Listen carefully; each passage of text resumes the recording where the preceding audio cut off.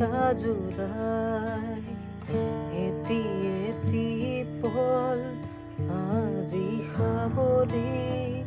হহা কন্দা খেলা মোৰ ফাগুনি তোমাৰ ভাবি জানা বুকুৱে মোৰ জানা